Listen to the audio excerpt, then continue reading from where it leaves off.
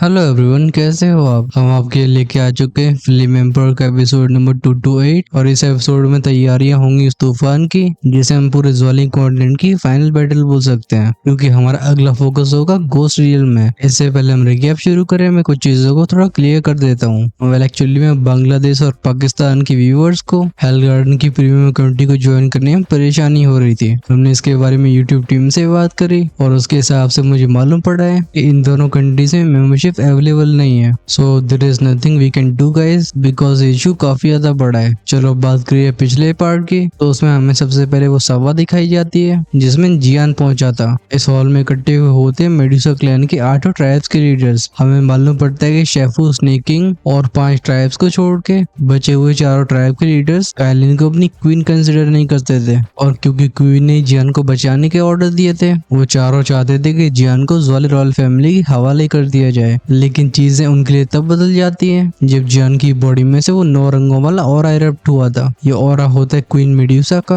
आगे काफी बातें हुई थी, फिर जियान अपनी चोटों को सही करने के लिए चला गया होता है। तभी सीन शिफ्ट हुआ था। म्यूइंग जो कि जियान से गुस्सा हो चुकी थी, उसने एक टेरिटरी से बाहर आ चुकी होती है। तभी उसकी मुलाकात होती है क्वीन मेडुसा से। वो काइलिन से फाइट करना शुरू कर देती है। ये लोग अपने ऊपर ज्वाली रॉयल फैमिली का ध्यान आकर्षित कर लेते हैं। एपिसोड के एंड में क्वीन मेडुसा और म्यूइंग किंग ज्वालिंग के द्वारा कैप्चर कर ली जाती हैं। वो सब कैसे हुआ ये तो आप पिछले एपिसोड को देख के जान सकते हो। हम चलो यहीं से स्टोरी आगे बढ़ाते हैं। काइलिन और म्यूइंग को किडनैप करने के बाद किंग ज्वालिंग समय बिल्कुल बर्बाद नहीं करता है। वो रॉयल पैलेस की गहराइयों में चला जाता है और इस समय के दौरान ज्वाली रॉयल फैमिली एकदम अलर्ट मोड में एंटर कर गई थी। लोगों को ज्वालिंग सिटी में आने जाने में भी बहुत परेशानी होती है। ये होता है ज्वाली रॉयल फैमिली के स्ट्रिक्ट होने की वजह से। अब तक जियान मेडुसा ट्राइब में रहता है। अपनी बॉडी को हील करने के बाद वो रिफाइन कर रहा था शूशेंग डैन को, लेकिन उसे रियलाइज नहीं होता है कि उसकी नामौजूदगी में जुआन सेंटियन में कितने बड़े बदलाव हो रहे थे। हमें दिखाए जाते हैं बर्निंग इंसेंस पवेलियन के हेडक्वार्टर्स। यहाँ का वातावरण पहले से बहुत अलग होता है। जहाँ पहले डिसाइपल्स अपने आप को इम्प्रूव करने की एकदम चाह में रहते थे, अब चीजें काफी टेंस मालूम पड़ती हैं। स्पेशली शोहे टाउन में जो हुआ, उसे डिसाइपल भी पता लगा लेते हैं कि चीजें बहुत जल्दी बदलने वाली हैं। इस मोमेंट में जुआन सेंटियन के पावरफुल सेक्स के लीडर्स अपने रुख को बर्निंग इंसेंस पवेलियन की तरफ मोड़ चुके होते हैं। बर्निंग इंसेंस पवेलियन के एक बड़े से हॉल में जुलाओ पैलेस मास्टर बाया और शैंग जोन जैसे हाई लेवल के मेंबर्स उन पावरफुल लीडर्स का इंतजार कर रहे होते हैं। तभी एक व्यक्ति अनाउंस करता है, एंशिएंट डेजर्ट पैलेस और सोर्स के लोग आ चुके हैं। हॉल में एक रिपल अपीयर होती है और स्पेस में से निकले थे 2 फिगर। इनमें से जिसके पीठ पे बड़ी सी सोर्ड होती है, वो जुलाओ की तरफ देख के बोलते हैं, जूजिन फैंगटियन यहाँ पे क्यों नहीं है। स्माइल के साथ बोलते हैं, अभी पवेलियन मास्टर कहीं दूर गए हुए हैं, इसलिए टेम्परेरी उनकी जगह मैं ले रहा हूँ। वन जेनमिन वाइन सोर्ड इमोर्टल और एंशिएंट डेजर्ट हॉल के हॉल मास्टर होंगली, आप दोनों का फंक्शन पवेलियन में स्वागत है। वो कहते हैं बस 2 लोग और रह गए हैं। वाइन सोर्ड इमोर्टल बोलते हैं, अगर ऐसी बात है तो चलो शुरू किया जाए। ये कह के वाइन सोर्ड इमोर्टल अपने वाइन के जग से घूंट भरते हैं। फिर वो कहते हैं, अगर रूमर सही है तो ज्वाली रॉयल फैमिली और इविल रेस काफी लंबे समय से काम कर रहे हैं। हमें इस खतरे को पहले निपटाना होगा, वरना चीजें आउट ऑफ हैंड हो जाएंगी।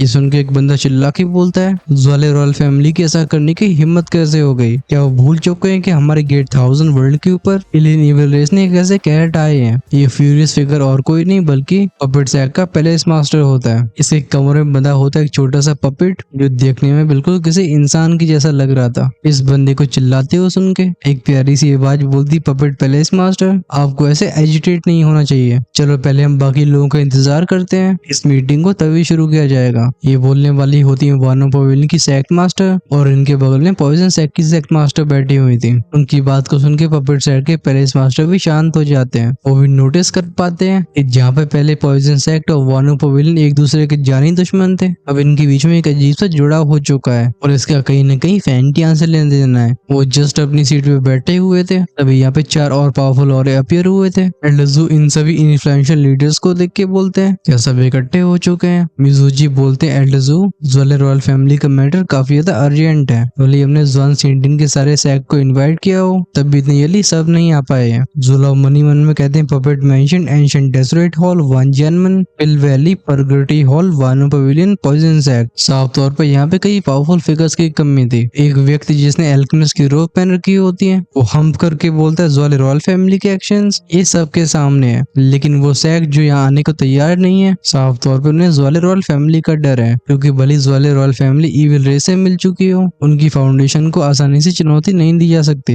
आखिरकार एक फुल स्केल वॉर दोनों ही पार्टीज का नुकसान करने वाला है। अगर बात करिए इस व्यक्ति की तो ये और कोई नहीं बल्कि ये चिंकियान होते हैं, जो पिल वैली के अभी के लीडर थे। अब इनकी स्ट्रेंथ 1 स्टार दोशियान के मिड स्टेज पे होती है, लेकिन इनके पास एक दूसरा शॉकिंग स्टेटस था, वो होता है एक 4th ग्रेड के इमोर्टल एल्केमिस्ट का। अपनी ऐसी क्षमताओं की वजह से हाई लेवल के दोशियान एक्सपर्ट्स भी उनकी रिस्पेक्ट करते थे। 10,000 सोर्ड सैक के लीडर वाइन इमोर्टल पिल वैली के लीडर ये जिंटियान से बोलते हैं, दाओ फ्रेंड ये आप क्या सोच रहे हो? वाइन सोर्ड इमोर्टल साफ तौर पर जानना चाहते थे कि क्या पिल वैली ज़्वाले रॉयल फैमिली के खिलाफ उन्हें पूरी तरह से सपोर्ट करने वाली है, क्योंकि अगर ऐसा होता है तो इस युद्ध को जीतने के चांसेस बहुत ज्यादा बढ़ जाएंगे। वैली मास्टर ये जिंटियान बोलते हैं, मेरे विचार, मैं कहता हूँ हम साथ में मिलके ज़्वाले रॉयल फैमिली का इस कॉन्टिनेंट से नामो निशान मिटा देते हैं। इस वॉर में जितनी भी पीस का इस्तेमाल होगा उनकी भरपाई हम करेंगे। ये चिंटियान के ऐसे डिक्लेरेशन की वजह से ये पूरा हॉल एकदम साइलेंस में चला जाता है। सब एकदम शॉक थे एक उस लेवल के वॉर में जैसी मेरे से पिस लगने वाली है, उनके बारे में बस सोच के चच्चों को चक्कर आ सकते हैं। खासकर दोशियन एक्सपर्ट्स की वो मेरे से पिस इन्हें एकदम बेशकीमती कहा जा सकता है। एल्डरजू कहते हैं क्योंकि पिल वैली मास्टर ने भी साफ बोल दिया है तो मैं भी समय बर्बाद नहीं करूंगा। आज की इस मीटिंग का बस यही गोल है। इस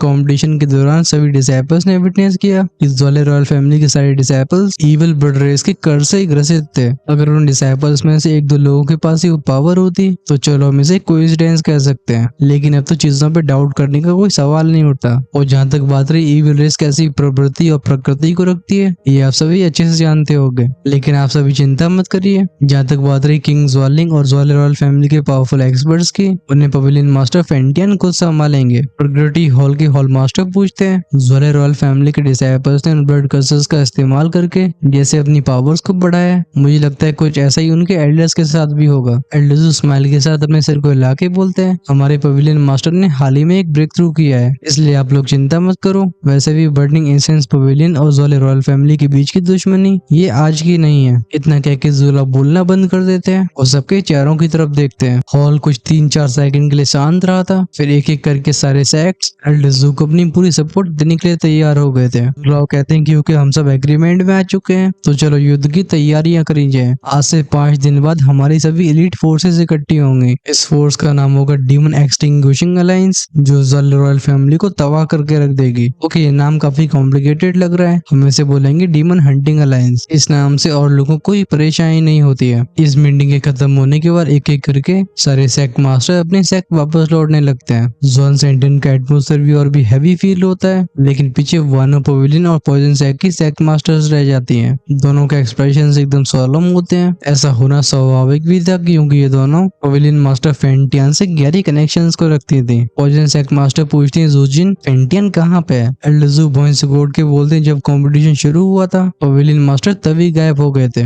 तब से उनका कोई पता नहीं है। आखिरकार जैसा पवेलियन मास्टर का कैरेक्टर है, अगर जियान ने सच में सेक्ट को छोड़ दिया होता तो वो जरूर अपीयर होते। इन बातों को एल्डरजू अपने मन में अच्छे से जानते थे, स्पेशली क्योंकि जियान ने यिंटोंग को भी पहचान लिया है और फेंटियन किसी भी कीमत पे ज़्वाले रॉयल फैमिली को उसे खतरे में नहीं डालने देते। वानो पवेलियन मास्टर अपनी आंखें नैरो करके बोलती है, पता नहीं क्यों लेकिन हाल ही में मुझे काफी ज्यादा अनईजी फील हो रहा है। मतलब उनका दिल बहुत विचलित था। वो कहती है, उम्मीद करती हूँ कुछ गलत नहीं होगा। अपने हैवी हार्ट को लेके वो भी पवेलियन वापस लौट गई थी। पॉइजन सेक्ट की सेक्ट मास्टर भी जाने से पहले बोलती है, अगर फेंटियन वापस लौटते हैं तो मुझे तुरंत बताना। ये कह के हॉल में एल्डरजू और कुछ क्रूशियल मेंबर्स ही रह गए होते हैं। फाइनली ज़ुलाओ की आंखों में दिखाई देती है डिटर्मिनेशन। वो कोल्ड आवाज में बोलते हैं, ज़्वाले रॉयल फैमिली आज से 5 दिन बाद हमारे बीच के सारे हिसाब किताब बराबर होंगे। सीन चेंज हुआ था। ये होती है ज़्वालिंग सिटी, एक लोगों के रुकने की जगह जिसे हम इन बोलते हैं। अभी इसमें काफी आवाजाही लगी हुई होती है, लेकिन कुछ फिगर्स इकट्ठे भी हो चुके थे। इनमें से एक बोलता है, क्या तुम सबको पता है ज़्वाले रॉयल फैमिली बड़ी परेशानी में फंस चुकी है। उनके इविल रेस से मिले होने की वजह से अब और सुपर सेक्स मिलकर उनके ऊपर हमला करने वाले हैं। ये सुन के उसके बगल में बैठा बंदा बोलता है, लगता है एकदम पुरानी खबर सुना रहे हो। चलो असलियत मैं तुम्हें बताता हूँ। ज़्वाले रॉयल फैमिली ने बस इविल रेस से कल्यूट नहीं किया है, बल्कि वो पूरे ज़्वालिनी कॉन्टिनेंट को अपने अंडर लेना चाहते हैं। तो फिर नेचुरल सी बात है कि सुपर सेक्स शांत नहीं रहने वाले। इनमें से कुछ लोगों को इविल रेस के बारे में पता नहीं होता है, वो कहते हैं एलियन इविल रेस। जवाब देते हुए पहला बंदा टिस्क करके बोलता है, क्या तुमने सुना नहीं? ये वो घटिया प्रजाति है जिसे ग्रेट 1000 वर्ल्ड के सारे बींग्स अपने दिल और जान से नफरत करते हैं। ज़्वाले रॉयल फैमिली का इनके साथ मिल जाना, इन्हें सोचना चाहिए था कि ये दिन जरूर आएगा। यही अब मैं देखना चाहूंगा कि ज़्वाले रॉयल फैमिली इस मामले को कैसे हैंडल करने वाली है। नजारा दिखाया गया था ज़्वाली रॉयल पैलेस के अंदर का। रॉयल पैलेस के मेन हॉल में किंग ज़्वालिंग जो कि अपनी आंखें बंद करे हुए होता है वो अचानक से खुल जाती है। इसी मोमेंट में बैम की आवाज के साथ हॉल का दरवाजा तेजी से खुल गया था और हमें सुनाई देती किसी की पैनिक से भरी आवाज। वो आवाज कहती माइकिंग बुरी खबर है। किंग ज़्वालिंग भौं से घोड़ के बोलता है क्या हुआ, तुम इतने पैनिक क्यों कर रहे हो। हॉल में वो जासूस अपीयर होता है। वो डर की वजह से कांपती हुई आवाज में कहता है माइकिंग हमें खबर मिली है कि फैंक्शन पवेलियन, वानवा पवेलियन, पॉइजन सेक्ट, वानजियानमन, ancient desolate hall, pale valley और प्रगति हॉल ये 8 सुपर सेक्स मिलके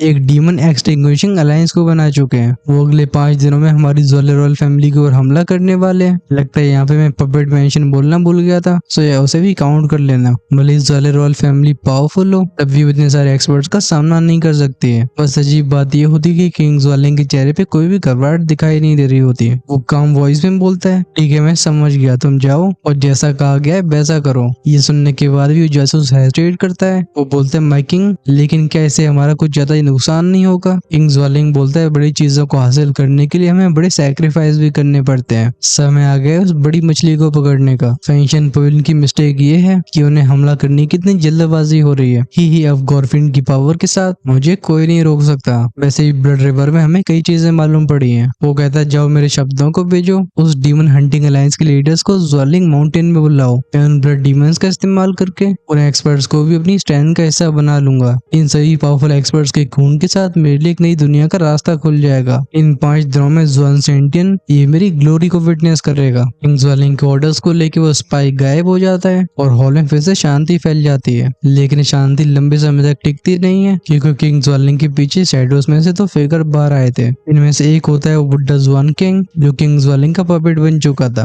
वो बाव करके बोलता है माइकिंग वो 10 ग्रेड हेवन सोलिंग पाइथन पावरफुल है लेकिन मैंने टेम्परेरी उसे सप्रेस कर दिया है। आगे बोलने वाले यांची थे। वो कहते हैं और तो और होली फ्लेम को ज़्वालिंग माउंटेन में अच्छे से छिपा दिया गया है, समय आने पे उसे ऑब्जर्व किया जा सकता है। दोनों बातें सुन के किंग ज़्वालिंग खुश हो गया था। वो कहते हैं एक्सीलेंट एक्सीलेंट यांची मेरे पास तुम्हारे लिए एक और टास्क है। यांची कहते हैं माइकिंग प्लीज। किंग ज़्वालिंग कमांड करता है तुम्हें अंडरग्राउंड पैलेस जाके उन ब्लड डीमंस को कैप्चर करना होगा। इन्हें छिपा दिया जाए ज़्वालिंग माउंटेन में। इन 5 दिनों में जब वो डीमन हंटिंग सेरेमनी होगी मैं इन ब्लड डीमंस का इस्तेमाल करके एक डीमन जनरल को बुलाऊंगा जो हमारे दुश्मनों को नेस्तनाबूद कर सके। यांची एक बार बाव करके यहाँ से गायब हो जाते हैं। एक समय पे जो पावर उन्हें परेशान करके रख रही थी अब वो उसकी हर बात मान रहे थे। इस हॉल में किंग ज़्वालिंग के अलावा वेंजी भी मौजूद था जो उसका मुख्य सलाहकार होता है। वेंजी तारीफ करते हुए बोलता है माइकिंग आपकी रणनीति सच में शानदार है। फिर वो अपनी स्टोर रिंग से एक चमकती हुई चीज को बाहर निकालता है। वेंजी कहता है ये वो सोल बॉल है जिसके अंदर हमारी ज़्वाली रॉयल फैमिली के स्ट्रॉन्ग मेंबर्स की सोल पावर मौजूद है। इसके साथ वो हमारे नियंत्रण में रहेंगे। अगर किसी को कुछ डिटेक्ट भी हो जाता है तभी कुछ नहीं बदलने वाला। किंग ज़्वालिंग हंस के बोलते हैं हाँ वेंजी बहुत अच्छे है। अगर मैंने सीक्रेटली ब्लड इविल रे से हाथ नहीं मिलाए होते तो हमारी रॉयल फैमिली को इतने पावरफुल एक्सपर्ट्स कैसे मिल पाते हैं। ना ही वो ब्लड कर्स कभी सफल होता। बस इनके लिए अफसोस की बात है कि इस ब्लड कर्स को एक वरदान के रूप में देख रहे हैं। ये एहसास नहीं कर रहे कि हमारे कंट्रोल में आ चुके हैं। वेंजी तुमने सच में अच्छा काम किया है। जब ये सब खत्म होगा मैं तुम्हें एक अच्छा इनाम दूंगा। ओरिजिनली वो गॉरफीड मुझे कंट्रोल करके इस पूरे ज़्वालिंग कॉन्टिनेंट के ऊपर नियंत्रण हासिल करना चाहता था लेकिन एंड में जाके मैंने उसे डिवावा कर लिया। ही उस मूर्ख ने कभी सोचा भी नहीं होगा। तभी वेंजी पूछता है माइकिंग वैसे सोल क्लैन ने एक और 2 इमोर्टल को यहाँ भेजा है और लगता है उनकी नजरें हमारे ऊपर टिक चुकी हैं। किंग ज़्वालिंग बोलता है क्या तुम उनकी लोकेशन के बारे में जानते हो। वेंजी ने नोट कर दिया था। किंग ज़्वालिंग की आंखें हो जाती एकदम सिनिस्टर। वो पीछे खड़े बुड्ढे ज़्वान किंग से बोलता है ज़्वान किंग अगला टास्क तुम्हारे लिए है। जाओ सोल क्लैन और सोलोमन सेक के सारे एक्सपर्ट्स को ज़्वालिंग कॉन्टिनेंट से खत्म कर दो। कोई भी जिंदा नहीं बचना चाहिए। वो बुड्ढा बाव करके बोलता है जैसी आपकी इच्छा। फिर वो पीछे परछाइयों में मिल गया था। जब किंग ज़्वालिंग उस सोल बॉल को अपने हाथ में लेता है उसके चेहरे पे ऐसा ट्विस्टेड एक्सप्रेशन अपीयर हुआ था जो पागलपन और निर्दयता को दिखा रहा होता है। वो कहता है अब जाओ खबर फैलाओ डीमन एक्सटिंग्विशिंग सेरेमनी की। 5 दिन में ज़्वान सेंटियन का एक नया एरा शुरू होगा।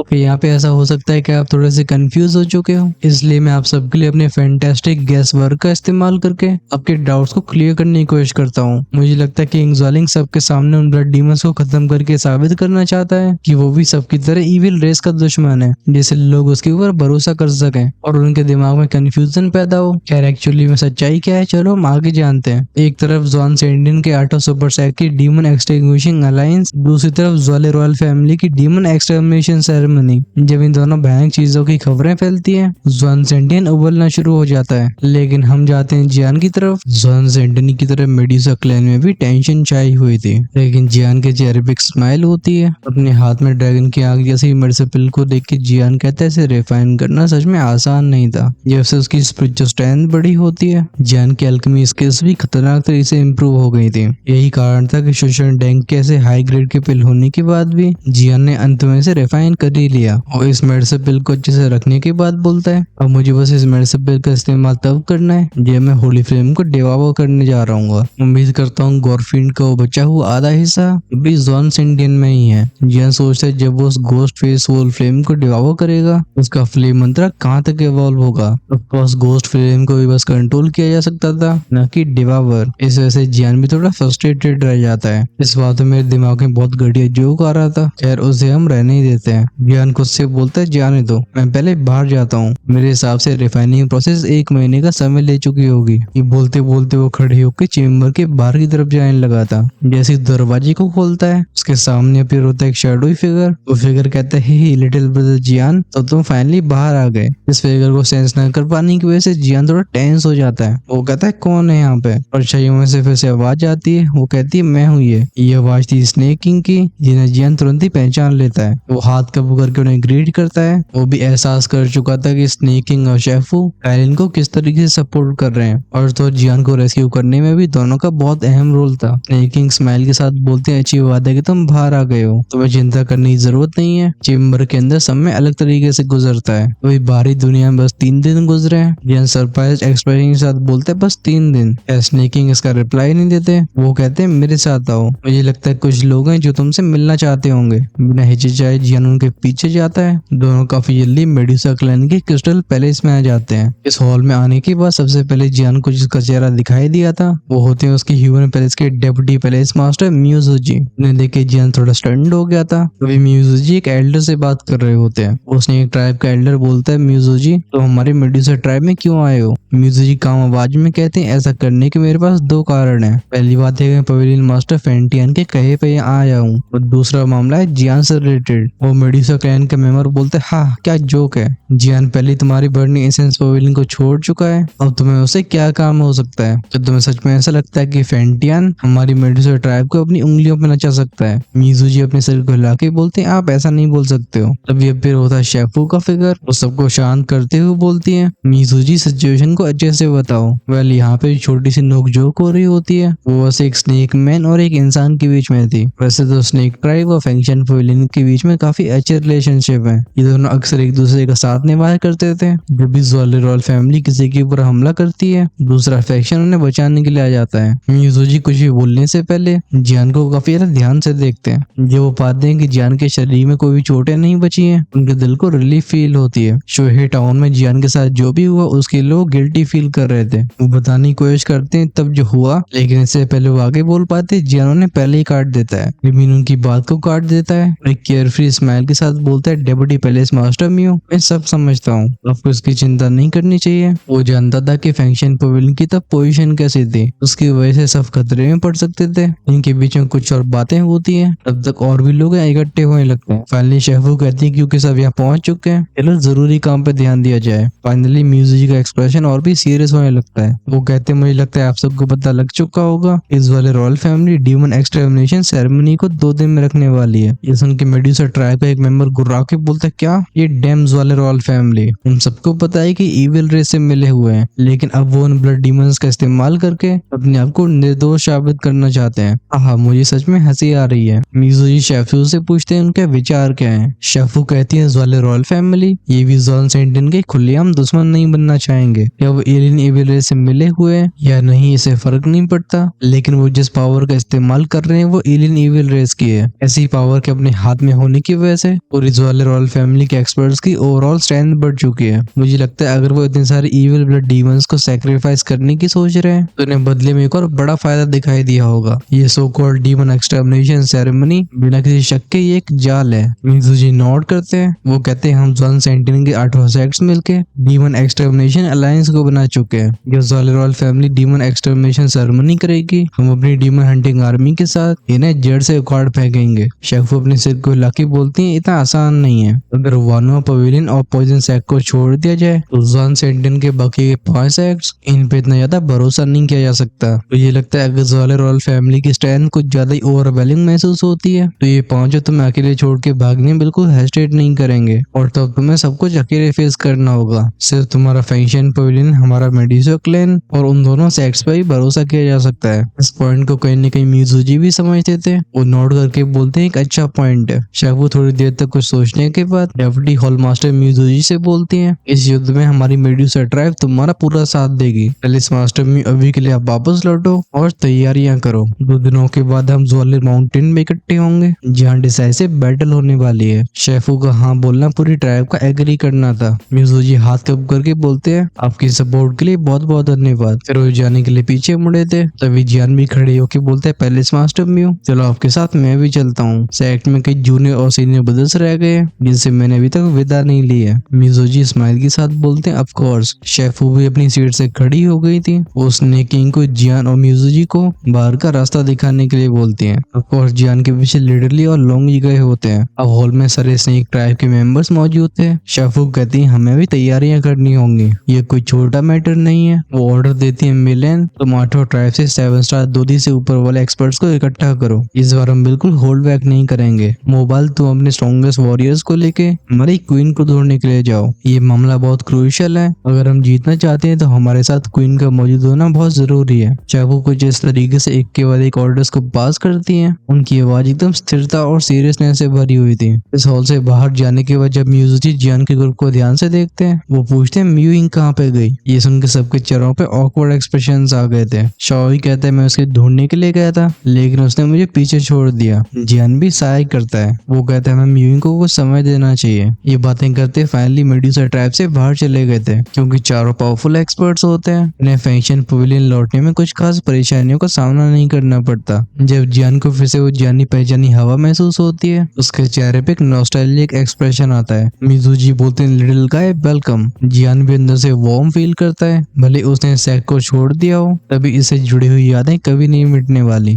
जब आते जाते डिसाइपल्स आसमान में फिगर्स को देखते हैं एक बंदा कहता है ऊपर देखो, क्या वो डेप्यूटी ह्यूमन पेलिस मास्टर मिज़ुजी नहीं है? बिल्कुल, क्या वो व्यक्ति जिसके पीछे हैवी रूलर है वो मुझे सीनियर ब्रदर जियान लग रहे हैं। ये शब्द लोगों के बीच में एकदम लाइटिंग स्पीड से फैले थे। इनके चेहरे बढ़ने लगते हैं एक्साइटमेंट से। एक लड़की बोलती एल्डेस्ट ब्रदर जियान सच में वापस आ गया है। कुछ समय के बाद जियान के सामने ग्रोव अपीयर होता है। ये हेवली पैलेस के डिसाइपल्स थे। इनमें लिंग जुआन भी थी। म्यूटियन जियान से बोलते जूनियर ब्रदर तुम्हारे को फिर से सेक्ट में स्वागत है। तभी एक स्विच की आवाज के साथ म्यूफंग का फिगर भी अपीयर हुआ था। जियान और म्यूफंग एक दूसरे को देख के स्माइल पास करते हैं। तभी म्यूफंग के चेहरे पे सरप्राइज दिखाई देता है। वो कहता है रुको, ये कौन है? जियान जरा साइड में हट के बोलता है ये मेरे सबसे बड़े भाई लोंगी है और थोड़ी सबसे ज्यादा पावरफुल भी है। वहीं पे मैं हूँ सेकंड ब्रदर, शाओई है थर्ड ब्रदर। म्यूफंग याद करता है शोहे टाउन का सीन। वो समझ जाता है कि लोंगी कौन थे। हम उसके चेहरे पे स्टर्न एक्सप्रेशन आते हुए देखते हैं। तभी बगल में खड़ी मिज़ुजी बोलते हैं अब चलो हमें नीचे चलना चाहिए। जियान तुम्हारी अचीवमेंट्स पूरे सेक्ट में फैल चुके हैं। मुझे लगता है सभी तुम्हें देख के बहुत खुश होने वाले हैं। वो ये कह के जस्ट नीचे की तरफ जाने वाले थे। इसी पर बर्निंग हेवन टेरिटरी जो कि बर्निंग एसेंस पवेलियन की सेक्ट गार्डिंग फॉर्मेशन होती है वो हल्की सी ट्रेम्बल हुई थी। इस फॉर्मेशन की परत की एक जगह पे हम कुछ डार्क एनर्जी के गोल गोल रिपल्स को बनते हुए देखते हैं। ये देख के मिज़ुजी का एक्सप्रेशन चेंज हुआ था। खासकर वो उस चिलिंग ऑरे में से एक 9 स्टार दूधी की पावर को सेंस कर पाते हैं। मिज़ुजी कहते हैं एनिमी अटैक। तभी हमें उस डिस्टॉर्ट हो रही फॉर्मेशन में से किसी की सिंस्टर आवाज सुनाई दी थी। वो होर्स आवाज बोलती हो तो बर्निंग एसेंस पवेलियन अपने मेहमानों का ऐसे स्वागत करता है। डेप्यूटी पेलिस मास्टर मिज़ुजी के एक हाथ के इशारे से वो फॉर्मेशन का स्पेस एकदम शीशे की तरह हो जाता है जैसे हमें आसमान में फ्लोट कर रहा फिगर दिखाई दिया था। इसके बाल एकदम ग्रे होते हैं। हाउएवर जो चीज सबसे ज्यादा नोटिस होती है वो उसके शरीर से लिपटने वाली इविल एनर्जी थी। जियान इसकी स्ट्रेंथ सेंस करके बोलता है एक रैंक से एक 9 स्टार दो दी। मिज़ुजी कोल्ड आवाज में कहते हैं ओल्ड जुओ। ये नाम जियान के दिमाग में घंटी बजा देता है। मिज़ुजी तब भी जियान को एक्सप्लेन करते हैं ये वुल्फ ईगल लीजन के डेप्यूटी कमांडर हैं। भले तुम्हें देखने में काफी खतरनाक लग रहे हो लेकिन ये ज़्वालिर रॉयल फैमिली के उन लोगों में से एक है जिन पे भरोसा किया जा सकता है। जियान कहते लेकिन इसके शरीर में से वो इविल एनर्जी की फ्लक्चुएशंस क्लियरली फील करी जा सकती हैं। खासकर उसकी होली फ्लेम जिस तरीके से वाइब्रेट कर रही थी ऐसा इविल रेस के खिलाफ ही होता है। अपनी फ्लेम्स को सप्रेस करने के लिए जियान को लगातार एफर्ट लगाने पड़ रहे थे। पीछे खड़ा शाओई बोलते आखिर ये बुड्ढा चाहता क्या है? हम जाते हैं उस ओल्ड जुओ के पास। वो बोलते है मिज़ुजी तुम्हारी पवेलियन मास्टर कहाँ कहाँ पे गए? मुझे नहीं लगता है कि वो यहाँ होंगे, राइट? मिज़ुजी के एक्सप्रेशन अब भी काम रहते हैं। वो कहते हैं वो यहाँ है या नहीं, इससे तुम्हें क्या फर्क पड़ता है? ओल्ड जू एक ट्विस्टेड स्माइल के साथ बोलता है, हमारे किंग उन ब्लड डीमंस को खत्म करना चाहते हैं जिनसे जॉन सेंटिन को बहुत बड़ा खतरा है, लेकिन इविल रेस ब्लड डीमंस को खत्म करने के लिए हमारी ज्वाले रॉयल फैमिली काफी नहीं होगी। आज से 2 दिन बाद ज्वालिंग माउंटेन में हम डीमन एक्सटर्मिनेशन सेरेमनी को रख रहे हैं। मैं यहाँ पे तुम्हारे पवेलियन मास्टर को इनवाइट करने के लिए आया हूँ, जैसे वो इन ब्लड डीमंस को खत्म करने में हमारी हेल्प करें। ये कह के उस ओल्ड जूओ ने एक गोल्डन टोकन को मिज़ुजी की तरफ भेज दिया था। ये होता है एक ज्वालिंग इनविटेशन ऑर्डर, जिसके अंदर की एनर्जी को सेंस करके मिज़ुजी समझ जाते हैं कि एकदम रियल चीज है। इस इनविटेशन ऑर्डर का मतलब ये है कि ज्वाले रॉयल फैमिली उनकी पूरी मेहमान नवाजी करने के लिए तैयार है। जब बर्निंग एसेंस पवेलियन के लोग वहाँ जाएंगे उनकी एकदम फुल रिस्पेक्ट करी जाएगी। उस बुढ़े ओल्ड जूओ को देख के पीछे से लोंगी बोलते हैं कि मैं से डील करूं, लेकिन जियान अपने सर को हिलाता है। वो कहता है अभी नहीं, भले हम दुश्मन हो, लेकिन वो यहाँ पे एक इनविटेशन ऑर्डर को लेके आया है। डायरेक्टली उसके ऊपर हमला करना ये चीजों को हल नहीं करने वाला। लगता है वो ओल्ड जूओ भी काफी बिजी था। जब मिज़ुजी की तरफ से कोई रिप्लाई नहीं आता वो हम करके बोलता है मेरे पास अब भी बहुत काम है, इसलिए अलविदा। ओल्ड जूओ का फिगर एक डार्क एनर्जी में बदल के एक फ्लैश में दूर गायब हो गया था। चलो गायब तो हम भी हो जाते हैं, क्योंकि तुम्हारा भाई बस इतना ही टाइम निकाल पाया है। तुम लोग ज्यादा शिकायत मत करना, क्योंकि ऑनेस्टली अभी चीजें इतनी ज्यादा हेक्टिक है कि मैं एक दिन छोड़ के एपिसोड्स को अपलोड करने की सोच रहा था, बट स्टिल जहाँ तक होता है हम ऐसा नहीं करेंगे और हम अपनी कंसिस्टेंसी को मेंटेन करेंगे। नेक्स्ट एपिसोड फोकस करेगा कुछ क्रूशियल पॉइंट्स के ऊपर, जिसमें सोल क्लैन और सोलोमन सेक की सिचुएशन बताई जाएगी और साथ में जियान को बहुत बुरी खबर मिलने वाली है। आई गेस तुम लोग समझ ही गए होगे कि वो बुरी खबर क्या होने वाली है, क्योंकि जो नहीं समझाए मुझे लगता है उसने पिछले एपिसोड को मिस कर दिया होगा, which is really bad. Episode के एंड में जाके जॉन सेंटिन के 2 इमोर्टल लेवल के एक्सपर्ट्स एक जगह पे इकट्ठे होने वाले हैं। सो यह अगर आप उसे मिस नहीं करना चाहते हो तो चैनल को सब्सक्राइब करके बेल आइकन के बटन को ऑन करके रखना, इसे रिलीज होते वीडियो सबसे पहले आपके पास पहुंचे। और अगर आपसे नेक्स्ट एपिसोड का वेट नहीं होता है और उसे आज शाम को एंजॉय करना चाहते हो तो चैनल का मेंबरशिप प्रोग्राम अब भी चल रहा है। आप मेंबरशिप को ज्वाइन करके अर्ली एक्सेस फीचर का फायदा उठा सकते हो। हम इमोर्टल एम्पर लेवल या उससे ऊपर वाले मेंबर्स के लिए 2 या 3 एपिसोड एक्स्ट्रा प्रोवाइड करते हैं, जिससे वो हमेशा औरों से आगे रह पाते हैं। फिर इससे पहले तुम ज्वाइन बटन को चेकआउट करने जाओ, जो चैनल की होम पेज और सब्सक्राइब के साइड में मिलेगा। मैं कुछ चीजें क्लियर कर देता हूँ, हम यहाँ पे 2 या 3 एपिसोड आगे की बात कर रहे हैं, ना कि इतने सारे एपिसोड रोज रिलीज होने की, क्योंकि जिस तरीके से एक एपिसोड को बनाने के लिए 8 से 9 घंटे लग जाते हैं, मोस्ट ऑफ द टाइम उससे ज्यादा भी लग जाता है। इसी सिचुएशन में 2 या 3 एपिसोड्स को प्रिपेयर करना ये मेरे लिए नेक्स्ट इम्पॉसिबल है, बट स्टिल हमें जुगाड़ी लोग इस वजह से हम जैसे चीजों को हैंडल कर पा रहे हैं। जानने से पहले आपका एपिसोड कैसा लगा है कमेंट्स में लिख के जरूर बताना। एक अच्छी स्टोरी इमोशन से खेलना जानती है, इसमें हर तरीके के मोमेंट्स होने जरूरी है, क्योंकि अगर चीजें नॉर्मल नहीं होंगी तो इंटेंस सीन से बिल्कुल मजा नहीं आने वाला। इसलिए फाइटिंग सीन्स के साथ साथ स्टोरी वॉक थ्रू को भी एंजॉय किया करो। ये तुम्हारे भाई की फाइनल एडवाइस रहेगी और हम एपिसोड को यहीं रैप अप करते हैं। I hope to see you again.